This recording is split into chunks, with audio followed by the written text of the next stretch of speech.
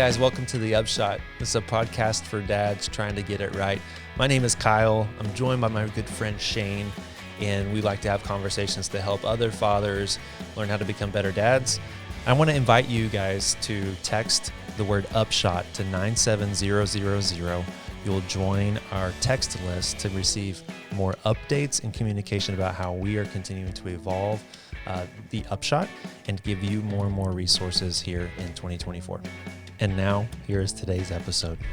Start again. All right. Hey, welcome to the Upshot episode 17. And you might notice that I'm not the normal host. I've just been able to hang with these guys a couple of times on this podcast. And I am joining them for an important discussion because the three of us are friends. It's like you had a hard time saying that word. I know. Yeah. No, we are friendly to each other. No, we've been talking about some, even last episode had some heavier discussions around emotional health. It's so helpful, so good. And we wanted to bring it a little bit lighter today, but not really lessen on the importance of this topic because it's a really, really key, significant one, even to our emotional health. And we want to talk about friendship amongst men, amongst dads, amongst husbands, and just what friendship looks like, why it's important. We're going to get into discussion, and I'm just here, hanging with Kyle and Shane because Shane is groups director. He gets to sit across from so many people, men, who struggle with connection, community, friendship.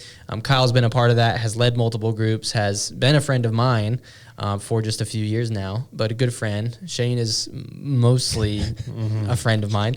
And I think Shane and Kyle are friends. So we're just going to have a friendly discussion here about friendship. So what I wanted to do first is just welcome everybody listening and invite you to lean in because I think this is a really important topic and potentially more important than we give it credit for around just the importance of friendships and community in our life and how it impacts our families and us as dads. And so before we get in there, want to ask about a dad moment that you guys might have had recently to see if you can share something about funny that has happened or inspirational. I don't know if this one's appropriate. We may have to start over after share this one. So it'll be our third time. Sounds like a winner. Yeah, it sounds like it's going to be good. Well, you talked about how we're entering group season. Maybe you didn't. Maybe you did. I'm the groups guy. You talked about that. Great start, Shane. I know. Shane, it's not all about you today, okay? It's the meds. I'm taking a lot of meds right now. I've been training a lot of group leaders on the importance of being intentional with their group members. And following up with people is really important. And we're talking about relationships. And one of the best ways we can show someone that we care about them is just by our follow-up with them and our intentionality. And so one of the things I do to help me remember to follow up with people is on my calendar, instead of writing follow-up, because that takes a lot of time to write that word, I have a lot of FUs on my calendar. So it says FU Kyle Watson, FU Jeremy Edlin, FU Josh Montoya. It's just FUs all over my calendar. Well, the other day, Lander, my 10-year-old son, came up to me and he saw me on my computer. He's like, "Dad, why does your calendar say FU all over the place?" And I couldn't stop laughing and I couldn't explain to him why. It was so funny. It was one of those great moments. That's pretty good. When you hear your son say, "Dad, why does your calendar have FU all over it?" It was pretty funny. I will say I put the same abbreviation in our planning center plans for our church services. Yeah. And so if we have a baptism video story, I'll just put the topic of the thing that comes after that, baptism FU. And that's what our people who are in the plan end up reading. I've gotten some questions about it as well. So it'd be fun if it was like baptism BSFU. Yeah. Yeah. Baptism story, BSFU. That's fantastic. I'll just put that one in there next to see if anybody catches on to it. Yeah. Kyle, you got a dad moment? Well, that whole FU made me want to share another story, but maybe it's another. It doesn't have anything to do with fatherhood, so we'll not share it. But for us lately, we started school last week. Oh, congratulations! So one of our kids in public school here, kindergarten. Here we go. New stage, new territory. Yeah, new territory. And who cried more, her sister or her mom? Let's see here. So Maggie won. She 0 tears all week, no tears out of her. So she loves school. She's super confident, enjoyed it. We rode her bike to and from every day. She's living her best life. That's quintessential childhood stuff right there. She is. I have this video of her and she's just racing me on the sidewalk and she's just grinning and you're like, this is cool. Yeah. It's hot though. Yeah. Holy yeah, smokes. that's fair. She gets in there and her head's all sweaty and you're like, here's your bow again, put it back on, send her in. So that's been really cool. First day, Lucy just losing her mind, just outside of, because we all went. Jess took Maggie inside. Lucy's with me, and she just screams for the whole 2 minutes while Jess is inside.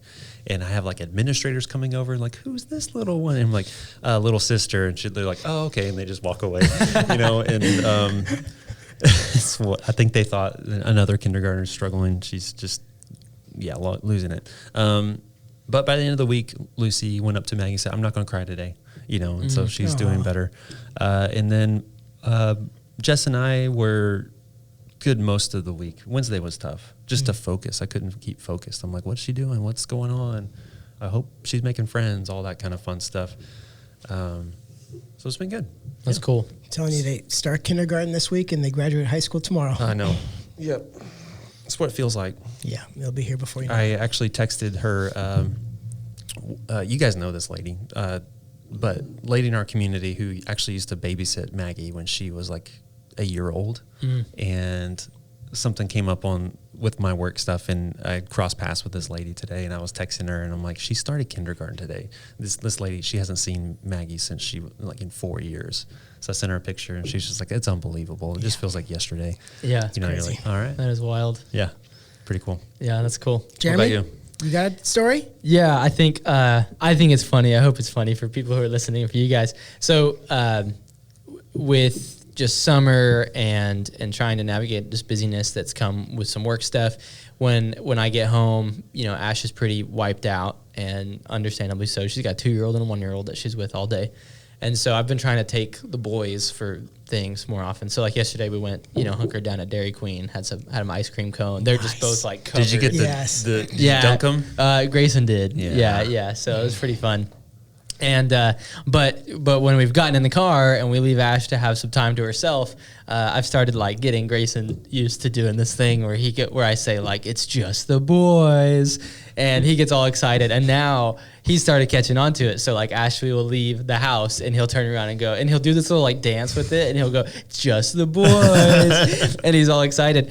But now I don't think he understands that like it only applies when it is just the boys. Yeah. Because Ashley will be in the room and he'll be like, Dad, just a boy. Like, Doesn't really get it. Yeah, and Ashley's like, I'm right here. Like That's when he looks at her as like, leave, Mom. Is he being passive aggressive already? Yeah. So that's been pretty funny, catching on to that. So that reminds me, this really small thing, but Maggie has started this thing where in front of Jess, she'll be like, we're a team, right, Dad? Like she just has started this thing of like, she and I are a team, and as if Jess is not a part of the team. Yeah. And so I think it's great because I'm like, yeah, we are, Yeah. And Jess is like, that Jess loves stop. that. You know, she's like, stop doing that. And I'm like, okay, That's I'll maybe I can be a little more honoring here. yeah, But yes, we are a team that includes your mother. Yeah, we're a 4-person team here. Yeah. So we want to talk about friendship, and I want to first start off by talking about why. Because I think somebody could listen to the podcast and instantly, like, I hope they haven't just initially before the dad moments, but could just tune it out and go like, that's not a big deal, but it is a big deal. And so I'm curious to ask you guys, like, why is this the topic that would make the list for an entire episode? Well, it's pretty common right now, just thinking about the effects of loneliness on people. I think loneliness has just as much impact on your health like smoking 3 packs of cigarettes a day, I think, is what some studies have shown. Like it's loneliness is terrible, and the effects of it are awful. And quite frankly, it is really difficult for men to make friends. It's crazy to me sometimes. You go up to a guy and you're like, say, who are some of your closest friends? And they'll usually say my wife, and then that's about it. So long story short, it is hard for us as men to make deep, meaningful friendships with other men, and the effects of loneliness are tremendously awful. do you think that, I was thinking about this, do you think that fatherhood has a bearing on that, positively or negatively, on the challenge of creating friendships? Personally, I think it's hard for men to make friendships regardless of whether they're a father or not. I think fatherhood gives us an excuse why we don't prioritize developing friendships, because it's easy to say, hey, I need to prioritize my relationship with my wife and my relationship with my kids. And sometimes I think we feel like that's enough. But I think we need to have a whole episode on this, because I think regardless of whether you're a father or regardless of whether you're married to your best friend, we all need meaningful, deep, healthy relationships with other men. Yeah. I would say just in my own personal experience, like becoming a dad and having some community around us. We had mentors and we had some younger people that we were friends with, but we were like missing peers was a big thing. And I think the rhythms of being a dad were like, especially a new dad, like manage the kid during the night or help partner with, go to work, come home, and you're on from the moment you step in the door, and you got to be, there. And so like you can just do that day after day after day and have these moments where you're changing diapers and you're like, is this it? Is this my life now? And I think I had a couple of those moments, and granted you're exhausted too, so it doesn't help. So, but I had some of those moments where I was like, man, I haven't laughed in a while. Like, or it's been a few weeks since I like really had just a fun conversation or did something fun. And I think that's where you begin to miss the friendship part. Yeah. And I'm sure that gets normalized and then just exacerbated as kids get older and they get into stuff, and now you're chauffeuring and doing things like that too. Yeah. And we've talked about at North Point before, that Harvard study, that development study that's been going on for like 90 years, where they've like literally watched people grow from child to old age, to where a lot of their the cases that they were studying, some have passed away, and I think 25 of the men from that study actually donated their brain to science as well. I mean, it's been a study that's been going on forever. And is this the Robert Waldinger TED Talk thing? It's called the Harvard Study of Adult Development. Okay. And so what they have determined is like the best use of your time in terms of how much it will impact your life emotionally, spiritually, mentally, and physically is investing your time in deepening your relationships. There is nothing that will have more of an impact on your long-term health in all of those categories like developing true, meaningful friendships. And they have 90 years of a study to prove it. It's crazy to think about. We just don't think that Wow. Sure, it's important for me to stay in shape, right? And I try to prioritize exercising and what I eat. And as I get older, those decisions are more and more important. But I'm not necessarily thinking I need to be super intentional with my friendships. It matters as much, if not more, than me prioritizing my nutrition and my exercise. So another, I think, challenge for guys men is that on the relational front, it's a two-way street.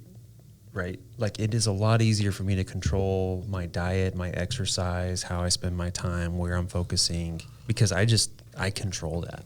I don't control Jeremy or Shane. I don't control, and I think that there is that level of like, it's a vulnerable thing. It's Sure. to say like, I need this or I want this. Either way, I want or need. There's layers of vulnerability to those that, and then the other thing I was thinking about is like, as you were talking about that newborn stage for dads, then like when I was going through that, I also went to an office every day at that time, and I was distracted by the social relationships that I had in a work setting. And these were friendly people, and we knew what was going on in life. We could say, how are you, or whatever. And occasionally maybe there's some substance to things. But none of those people are like part of our family's life anymore. Like, those aren't really who we're running with and wanting to build a true connection with. But it was enough to where I think it really just distracted me from my actual loneliness. The depravity that I actually had of like any substantial relationships, because at the end of the day, they were coworkers. These were employees or a boss. There's authority layered in that. There's a paycheck layered into that. There's a lot of transactional stuff happening that can make that really tricky, and nothing can change quicker than like a work relationship.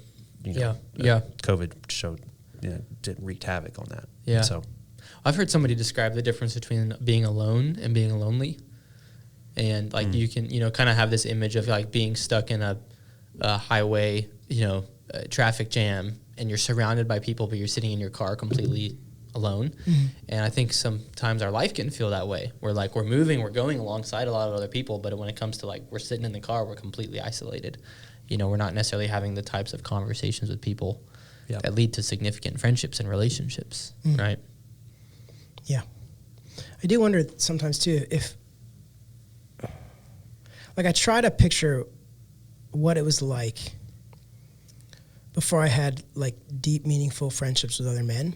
And I don't think I knew what I was missing beforehand. Like if you think of like, what is one of your favorite foods? Just pick something.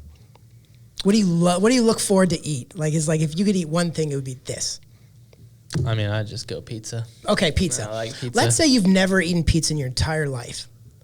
You wouldn't know what you're missing, right? Like, even if somebody tried to describe it to you, if you've not experienced the joy of eating a pizza, you wouldn't know what you're missing. And I think there are a lot of men, even me, like before I had deep, meaningful relationships with other men, I didn't know what I was missing. So even hearing other people talk about like the importance of deep, meaningful conversation, be like, I don't know what you're talking about. I don't really think I need it, because we're just so used to operating in a world where, and I'm not saying this is the case for everyone, but I think there's a lot of people that just don't know what they're missing because they've never experienced it. And I think that pool of people, it's growing.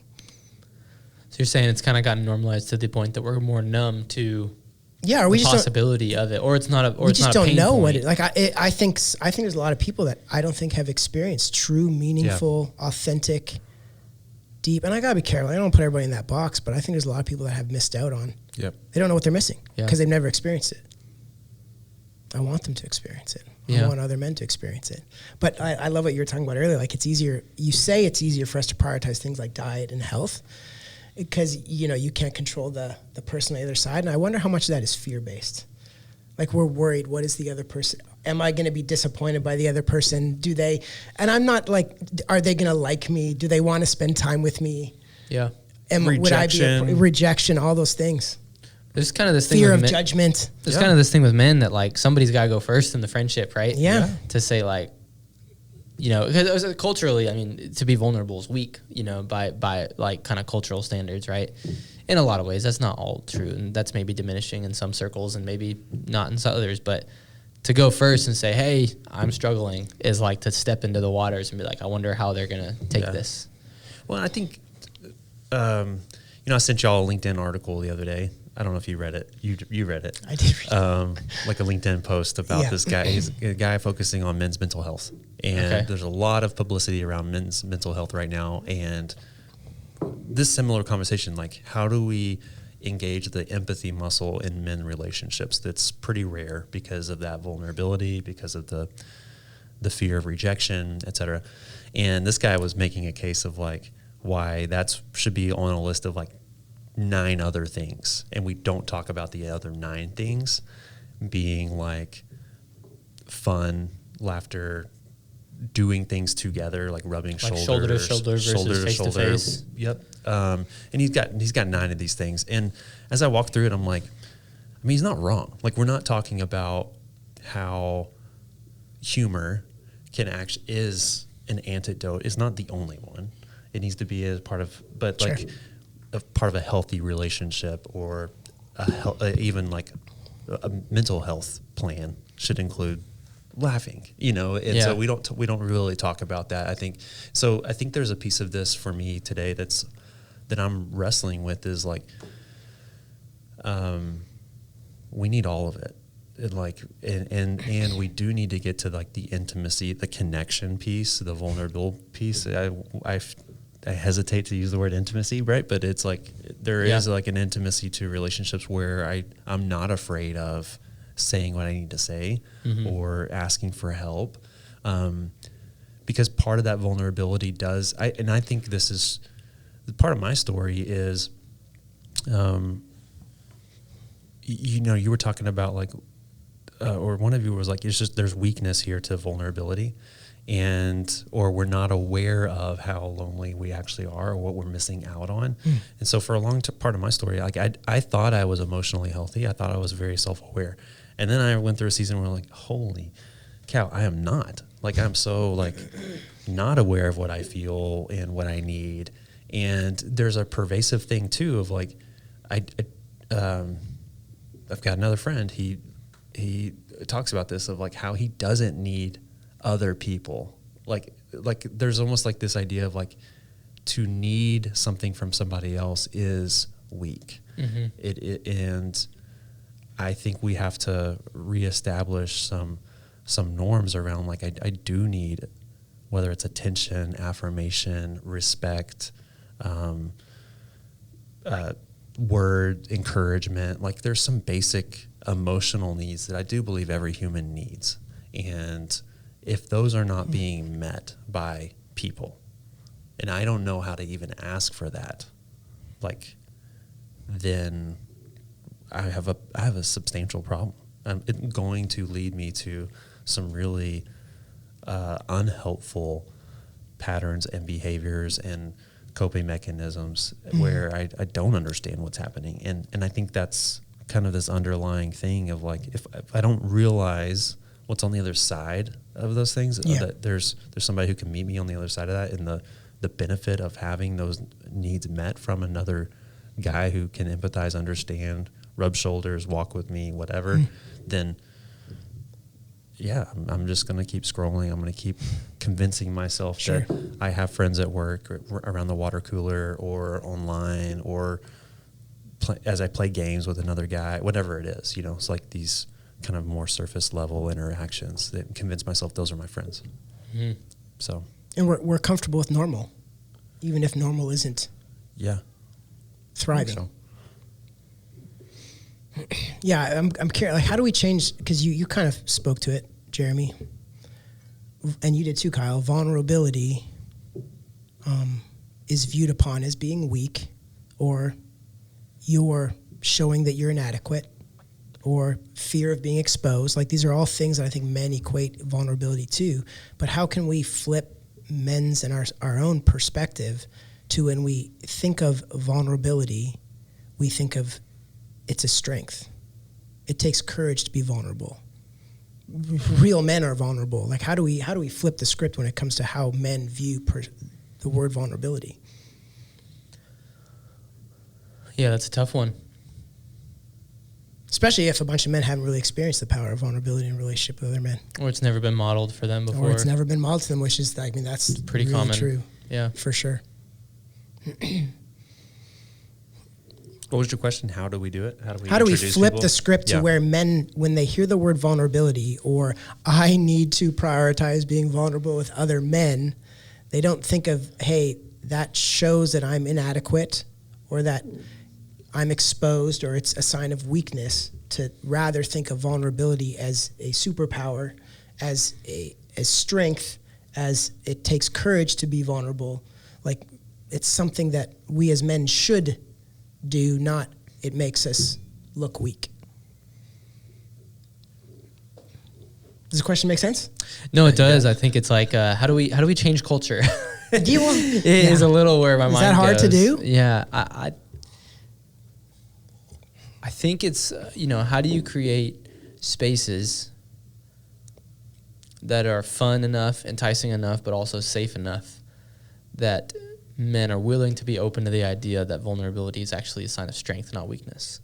Yeah. How do they step into spaces where that's modeled for them? Yeah. And I don't know. I think it's the hard part. It is just changing culture. I keep thinking of this. I had a conversation with a guy yesterday, and he's describing to me his fall, and he's gotten recovery, he helps other people now, but his fall of affairs and all sorts of stuff. And he said for years he had said, this is the last time. This is the last time, this last time.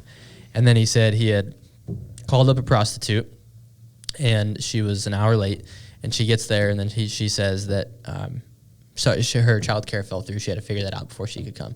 And he said he broke him because it made her a person, and now it wasn't just this. And then he said he walked away, and he said the moment he finally changed, he said when it was truly the last time was when I didn't say it was the last time, because he just felt this depravity of how jacked up he was, how broken he was, and he walked away. And he didn't say that was the last time. He finally just said, I don't know what to do. I'm completely lost. This is awful. I don't know. you know, and it was in that moment, he said that was the last time. Yeah. Because it was that acceptance of brokenness. Like, I can't do this on my own, that then paved the pathway to healing and recovery and something different. And so, you know, it's that willingness to humble yourself and say, I can't do this like on my own. And that's a vulnerable place to be. That's humbling, but I don't know how you change culture to get men to believe the value in that. Well, the other part of that word humble is like humiliation. Yeah. And there's a reality here that we're going to resist humiliation to the point of like depriving ourselves of what we know actually is good. Yeah. You know, for this guy to go get help or to just confess that to a trusted or not trusted person or whatever, you know, like that. It's that humiliation piece that but it's so interesting because in every other sphere of our lives, if we need help, we typically know how to ask for help. Outside of connection, I mean, is what I'm saying. But and we know that the process to growth is painful. Like these same guys who struggle with relationships or friendships, like we're not afraid of the gym. We're not afraid of like getting our butt kicked there or the pain of enduring a horrible work situation because there's a hope of success at the other side, or you know, there's so much in our lives where we understand the path of growth is through hardship and pain, and yet like this relational component is like, whether it's so foreign, scary, I don't know. It's funny though, because you talk about you're equating, if I'm vulnerable, it means pain and suffering, which there's truth to that. But there's a part of me that wants to push back that says, I believe men long-term will experience more pain and suffering if they never are vulnerable with other men. Yeah. Like the guy you're talking about, like I think there is more suffering and pain in not allowing yourself to feel a little exposed to another man, but yet experience the power of a deep, meaningful connection. I 100% agree. I keep thinking of what, like the whole pain that you're willing to change when the pain of the status quo, what's the phrase? When remaining the same becomes greater than the pain of change, right? It's that whole thing. And usually that's at rock bottom when it comes to like a man and a willingness to be vulnerable with what's going on in life. And I keep thinking of, a friend we have who's really influential. And, you know, we did a group story on him a couple of years ago. And he's really famous. And, you know, he got to the point where he's like, my wife's going to kick me out. And that's where he ended up finding me. And he's one of the toughest men I've ever known, you know, in person. To the David Goggins level, like the Jocko Willink level. You know, he's just like a hard dude and has been through so much in life. And that was when he decided, I need other men in my life to help hold me accountable, or else my marriage is going to fail. Yeah. That's that rock bottom moment where he was willing to change. And I think, you know, I'd be keep thinking about what would David Goggins say if he's sitting here? And he'd probably say a lot of things we'd have to filter out of the podcast. But he also has a thing in his book, what's it Can't Hurt Me? Is that his first book? And he said, like, you know, your way to change is to look in the mirror and just say, you're fat. You know, that's his whole thing, is like an acceptance of what is going to help you actually change.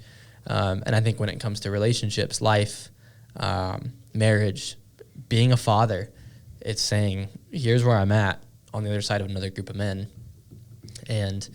But how do you convince men to do that before they hit rock bottom? Sure. Before they've wasted away relationship or not been present or they're losing their marriage, right? Yeah. Well, I think that do we as men think that what this means is we're having to enter relationships with other men where we become projects where we fix one another? Like, that's not what deep, meaningful relationships look like. Yep. Like, deep, meaningful relationships start at a place where there's empathy, where I can allow myself to be exposed, like my brokenness, and the guys sitting across from me aren't then focused on, let's fix Shane. They're focused on helping Shane recognize who he is first. Yep. And like, these guys see me for who I am. They don't see me for the things that I've done or the things that I wrestle with. And I want men to experience that. But I think we get caught up on this whole idea of, well, in order for me to be vulnerable, I then become a project to other men and they have to fix me. And that's not necessarily what needs to be prioritized as far as pursuing deep, meaningful connections with other men. Yeah. Does that make sense? Yeah, for sure. Like, I don't think great relationships start with, oh, you just exposed something in your life that's broken, let's fix it. Like, that's not healthy relationships. Yeah, and especially for men too, I think it's going to start with, hey, let's go throw axes at this thing. I mean, that's stereotypical. Sure. But let's do some, like, build some rapport of just like fun, you know, have fun, laugh Men need to together. spend shoulder to shoulder time together. Yeah. But at the same time, like, if a guy, like if Kyle has the courage to share with me, hey, I'm having a real hard time connecting with his wife, Jessica, I am not being a great friend if I start throwing advice at Kyle. Well, have you tried this? Have you tried this? Have you tried this? Have you tried this? Like, it's not what Kyle needs. Kyle needs someone that first can try to understand what it's like to walk in his shoes. Yeah. And say, man, that must be tough. Yep. Hey, how can I've been there too. Yeah, like I know that's hard. Let's talk about it. I'm willing to walk this journey with you and not just throw fixes at you because you're more valuable than that. Yeah. But I think sometimes we're afraid of, like, vulnerability means I need to, like, expose myself and then have other guys fix me. Yeah. And I don't think that's what we're really aiming for when it comes to true, meaningful, deep connections with other men. Yep. But once I develop those type of connections to where there's a level of trust that I have with some of these guys that I know they don't look at me as someone that's defined by my mistakes, then I'm willing to actually let these guys in and help me work through some of my problems. Yeah, you're going to ask for them at 100%. that point. Yeah. They have my best interest in mind, and they're not just out to fix me because they don't want to deal with my problems anymore. They really do care who I am and who I'm becoming. Yeah. Well, yeah, and it's I had a friend tell me something recently that, like, there's this in Christian culture, there's kind of this phrase like accountability partner.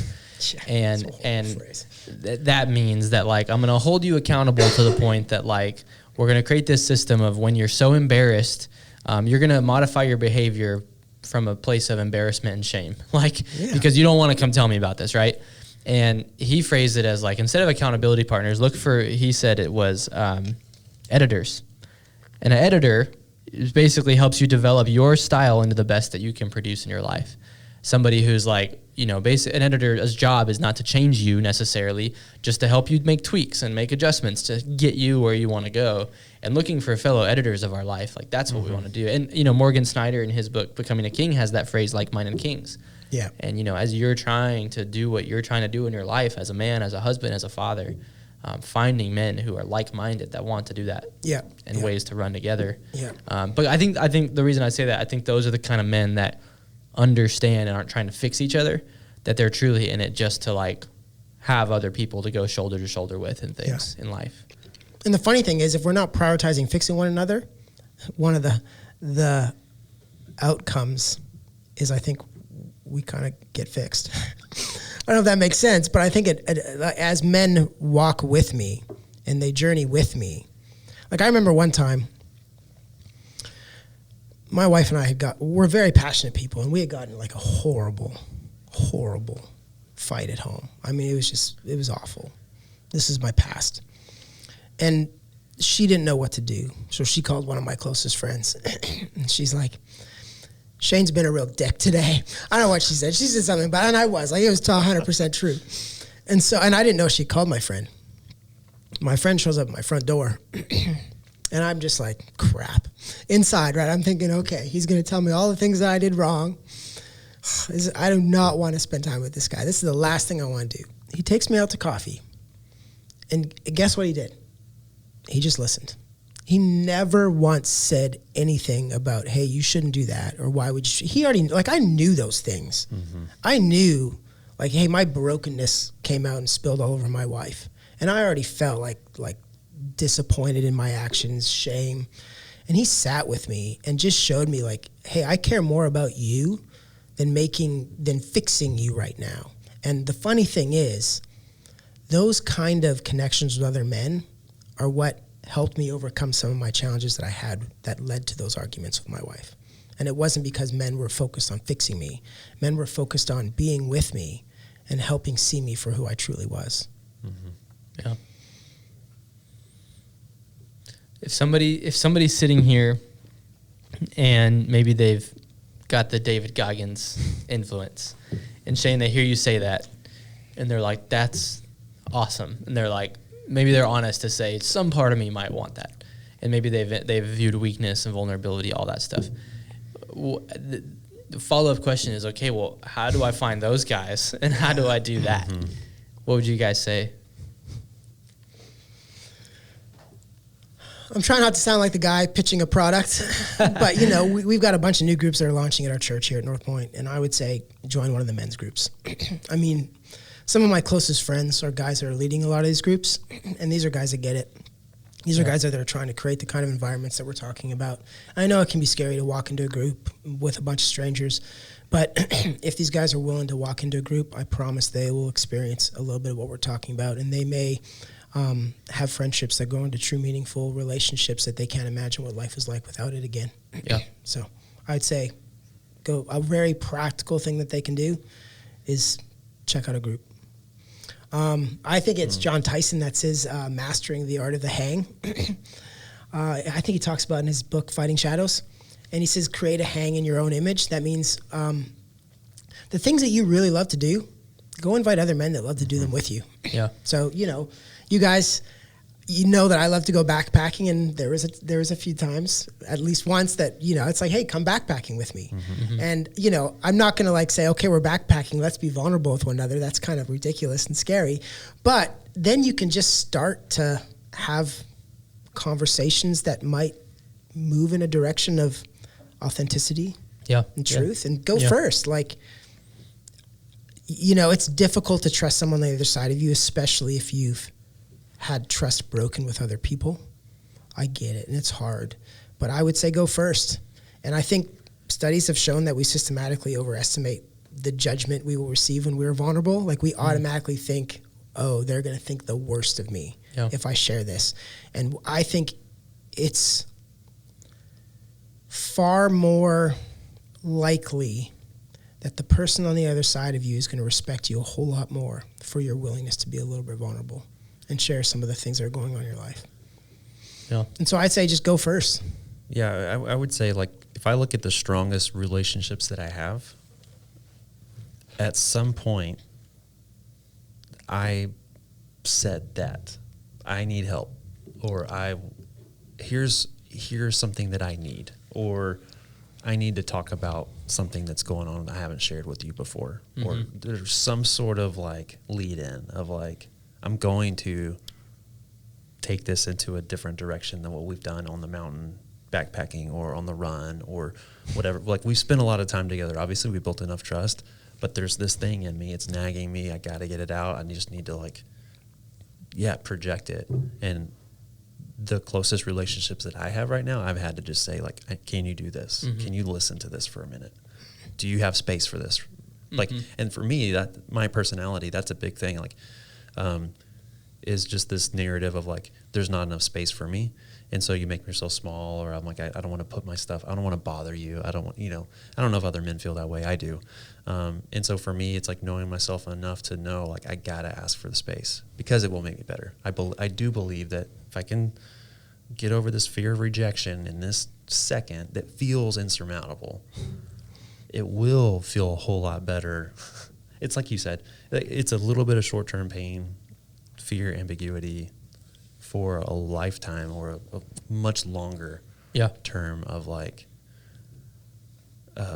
confidence. Yeah. I got somebody who knows, and he's with me, and so again, in those relationships, every time I've done that, they're still with me today. Those are the people that I keep up with year over year, even though we don't live around each other, or and some of them we do every week, but other ones they survive time and geography and whatever else. Yep. It's pretty powerful. What would you say, Jeremy? A couple of thoughts. It's interesting sitting across from Kyle, because I feel like we've become friends as adults, and so this idea of, and in that space where, Ash and I were starting our family, and we were like, man, we don't have peers, like, we're looking for peers. And I think I even probably led with that in our conversations with Kyle, to say, I think at some point, our wives were hanging out a ton, and we were kind of like, you want to hang out? You want to do this? Can we be friends? Yeah. It's like that's like the adult dad version of, hey, can you play? Like we used to do as kids. But I think one of the things, I don't know, and hopefully Kyle, you agree with this, that was helpful early on was we inadvertently did some shoulder to shoulder stuff that was pretty cool. Like you were starting to get into running at the same time I was getting into running, and you had said, hey, let's do this. I don't know who said it first, but the half marathon in Moab. Yeah. And hey, our family's going out. We'll meet your family out there, and and that was pretty cool. And then we're doing a marathon, and your childhood buddy was doing it too. And you want to do that? Okay, let's do that. And hey, let's do an ultra. There's nothing more vulnerable than passing your buddy 25 miles into an ultra marathon and being like, "How are you doing?" and looking up and like, "I wonder what my face looked like in that moment." Yeah, because I'm dying out here. But I think that's what maybe was helpful, just in a very practical sense, was like finding some shoulder to shoulder goals to go after. Yep. Yeah. And I think along the way, we've just had conversations, and things have developed that have been helpful. Yep. To figuring that stuff out. So I'd say first, that's maybe one step. If you're thinking like, I'm not going to go sit face to face and talk about my feelings, that's fine. Maybe that right now that's just not where you are. That's okay. But maybe go set a goal with somebody that might join you on something and do something that's maybe uncomfortable but makes you a better man, husband, father, whatever it might be. David Goggins did a little bit. Do some suffering together, or do a project. I don't know, whatever it is, but that's one thing that comes to mind. But I just also share on the personal front, like as we were in this season, and I was, for my faith being a part of this, began to pray about, well, God, like, what does this look like, and how can we build relationships and friendships? One of the things I felt like I heard pretty clearly, and I kept coming back to, was kind of this phrase of like, be the friend that you wish you had. And so, I really want people to hang out with and then laugh with. Well, I guess I should schedule that poker night then. Nobody else is scheduling it and inviting me. Well, I'm just going to schedule it and invite guys over. Be the friend you wish you had. Like, and I just kept coming back to that, and I'm far from perfect, but that helped me just begin to create some deposits, I think, that were good, and beginning to build some friendships to where, still far from perfect, but even like right now, like our flooring is all disheveled in our house, and we're doing a big project, and I've got a group of guys who just said, let us know when to be there. I'm like, oh my gosh, this didn't exist a couple of years ago. This is so cool. But there are also guys I would talk to about real life stuff too. So, I just think those are two things that come to mind of what I would tell somebody.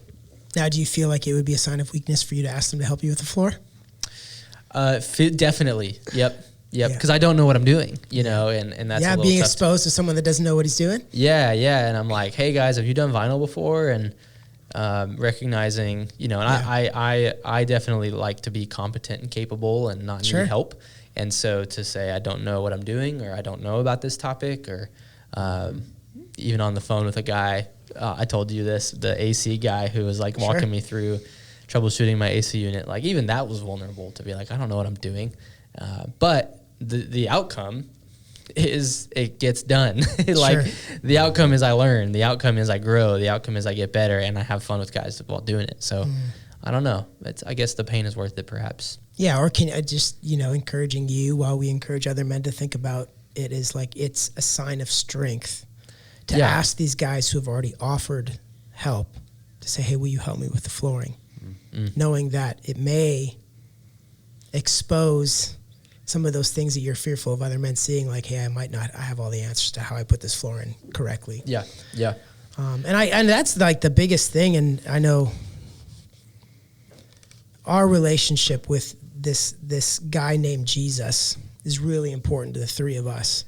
And I'd like to think that our identity is pretty healthy, and we are not defined by our inability to do certain things, or our brokenness, or the times that we have disappointed people, or whether I know how to like grill burgers really well or fix a car. Like, I am no longer defined by my performance or how well I manage my brokenness or what other people think of me. And getting to that point has made it a whole lot easier for me to be vulnerable with other men, because I'm not defined by that crap. And I want to encourage other men to experience the same thing, right? Like, I want them to know who they are, and that they're not defined by their brokenness or their inadequacies or what other people think of them. And I think a lot of men be like push back, like, none of those things define me. But I think if we all take a little bit of time and stop and reflect, a lot of things define who we are. We're driven more by them than we think we are. 100%. And I think those things become very big stumbling blocks to approach other men in vulnerability, because we're afraid of being exposed, and we're afraid of that identity that whispers at us like, this is who you really are, and they're going to see it. And they're going to know that you're not that great at fixing floors, or you don't know anything about cars, Shane, or So you have a terrible relationship with your wife. our friend Brandon, he's been on the show a couple months ago. He works for this guy, has done like contract work for this guy who's developed this thing called rejection therapy. Have you guys heard of this? Mm-mm. Okay, so this guy, he's just in it. I promise it relates here, but Kyle's taking a step here. That's being right. vulnerable. Everybody needs We'll see if rejection it does. therapy. all aboard, let's go. And he just talks about so this guy, he leads people through this concept of like rejection, of how to overcome this fear of rejection or the fear of being exposed. And like I was thinking about what you said, like in order for us to prioritize all of this, like we have to be secure in our identity of like we know who we are, right? And that therefore any of the stuff that we feel, or the broken pieces, or the things that might be humiliating or whatever, like if we understand those as like peripheral, or just they are things that we can work through and become known around. But so anyways, what I was thinking is this guy, I've been getting into reading this guy's stuff about like rejection therapy, and how much we have prioritized like orienting our whole lives. This is kind of the David, we've oriented all of our lives around just staying comfortable, staying in what we know, Avoiding rejection. avoiding rejection, not asking for help, not letting people see. Instead of asking for help, I'll spend hours Googling on my own, or ChatGPT or whatever, to come up with the right answers to build my confidence and to prove my capability. And so I can like fake it, but instead this guy's like, no, like if you can change your whole posture around like embracing rejection and like try to get rejected every day, the muscle that builds in you and the confidence that builds of like, I'm no longer valued based on what I know or how perfect I am, or like what people think or judge me for, but it increases that confidence in that identity first, and builds that muscle to be like, it's no problem now to ask the HVAC guy all the questions I have no problem asking about, because I have nothing to lose. Yeah. And I've been studying about this, and I think it's relevant in the sense of like training ourselves of like how to make big asks, or how to make an ask and not allow that fear of rejection or humiliation or whatever to prevent us from an opportunity that could be incredible. And when people say yes instead of no, then it's like, what opportunities did we just open up for ourselves or our families or our kids or whatever else, because we took a risk. We built a muscle to do that. Just an interesting thing. Go Google it. Rejection therapy. We should try that on the next podcast. I think 30 days of rejection. Well, we're going to do 30 minutes of rejection, as fast and as hard as we can. That's terrible. Shane, you're up first. No, all right, Kyle should go first. There'd be a lot of crying. ChatGPT, how would I reject an older Canadian man over and over again for 30 minutes? How do I make him also very fragile? Guys, I think I liked what you said about nothing to prove.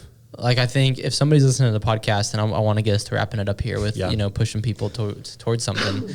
If somebody's like, man, I have nothing to prove, well, then there's nothing to lose in community, right? I mean, you should step in. Life is better connected. We say that all the time. If you would like to have nothing to lose, chances are you can find more security in that identity surrounded by a group of people who would also like to have nothing to lose. Do you guys understand what I'm saying here? Yeah. Like a group of people who are like, I'm wrestling with the identity piece, but find other people who are wrestling too, and help refine each other and do life together. And then I would say to the person who's like, I have everything to lose, but maybe you'd never say it that way. Then, community is still the place for you, because it's the place in which like you're going to find that you can't lose it all and you're okay. Yeah. You can be proven wrong. You can be wrong, and that's okay. And I just always think too, this is a pretty blunt way to say it, but I'd rather die if loneliness is weakness, I'd rather die weak and connected than lonely and strong. Yes. Agreed. I just think I lean that way, and maybe that's a weak thing to say, but I'm okay saying that. Yeah, and I think if there are men listening to this thinking, I really don't need that, it's not worth the work, it's not worth the effort, I do wonder if they've truly tasted and experienced the power of deep, meaningful connection with other men. And I would say the pizza is worth it.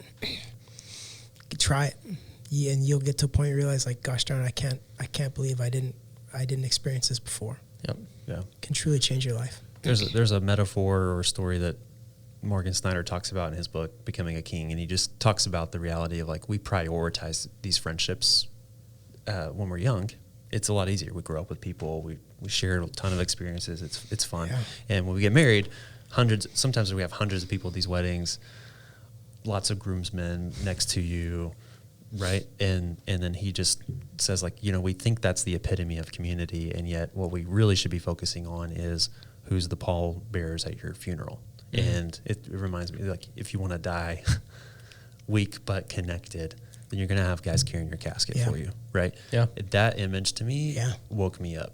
Like, oof.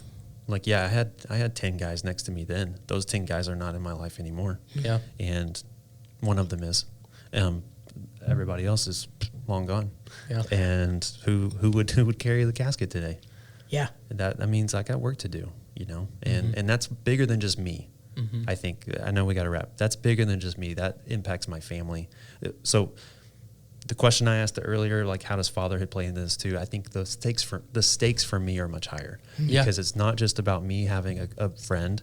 It's not and it changed because I had driveway beer friends. I had people I could just casually hang around or hike a mountain with or whatever. I like that driveway beer. Yeah, like, it's casual, right? Yeah. We can meet up, we can swap stories, have a drink, and enjoy the night. It scratches an itch, but I bring my kids into the world, and I'm looking at the people they're becoming, and I'm looking at the people who I want them to look up to, and it is incredible. And we talk about this, the modern day night stuff, and, like, they need other figures in their life too, and I have to ensure that the friends that I have around me are they're taking care of me, but they're also there's a place in the family too here that I think is an important piece, and we don't have time to go into all of that right now, but it's an element here. Man, I think what you just said is a question that every guy should ask. Who is going to carry your casket? Mm-hmm. And I get it. We think family members, but I want to, like, hey, do you have men in your life outside of your extended family that will show up at your funeral and say, I'll carry your casket because of our relationship that we've had? Yeah. Sometimes family will carry your casket because they have to. Yeah, that's right. They're like, obligated to be there. But you have men that are going to show up and say, I'd be honored to carry your casket. Yeah. And that's a beautiful thing. And you also mentioned something like, when we're little, friendships happen just, like, naturally. Like, I watch my 10-year-old son. He can make friends with anyone. And there's no, like, fear of lack of trust or will I be exposed. I don't stumble into a healthy body. I have to work really hard at it. And I think we have to realize that developing meaningful relationships takes work. Mm-hmm. They're not just going to happen naturally, and we're not going to stumble into them, but the work is worth it. Yep. It is the thing that can have more effect or impact over every part of our life than practically anything else. In conclusion, get in a group. Join a group here at North Point if you want to. We also have a Upshot group starting. Yeah. Our first one. We do. In a couple of weeks. It's going to be 6 a.m. on Tuesdays here locally in Central Texas, but really North Austin area. Yeah. Uh-huh.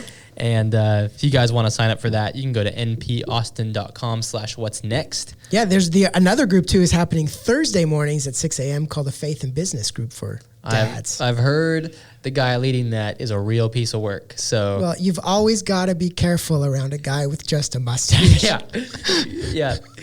Unless they're a first responder, and then you respect them more. I don't understand 100%. This. For those of you that are listening, we are talking about our friend Kyle. Yeah, Kyle's leading the Faith and Business Group on Thursday mornings at 6 a.m. And we're doing early just because we think that's a time when a lot of men are looking for, they don't have time. And, so let's get up early, do some life together. Would love for men to join in on that. And if not that, maybe you took something from this podcast that can just help you take a step. Well, and I was going to say, like, great resources locally.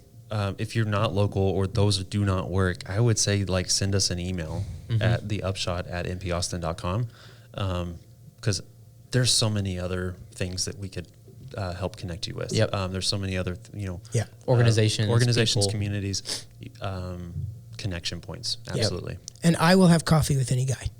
I mean, it would be nice if they lived in this area, but anybody can hit me up using that same email address. Yep. I'd love to go have coffee with anybody. It's awesome. Cool. Cool. I'm going to wrap us, guys. Thank you so much for listening. And men, thank you for talking about friendship. You're welcome. Thanks for being my friend. Okay. Hey dads, thanks for tuning in to today's episode. Kyle and I are honored to have you, and we hope you took something away from the episode. Wherever you are, we appreciate your support. So go ahead, hit that like button, the subscribe button, or whatever button is in front of you with the technology you're using. And if you wouldn't mind to let us know that you're actually tuning into this podcast, we would love it if you would text the word Upshot to 97000. That won't just let us know that you're listening, but it's also a way that you can subscribe to any updates or resources that we will have coming down the pipeline in the future. Again, guys, thanks for tuning in. We hope you have a wonderful week, and we can't wait to see you next time.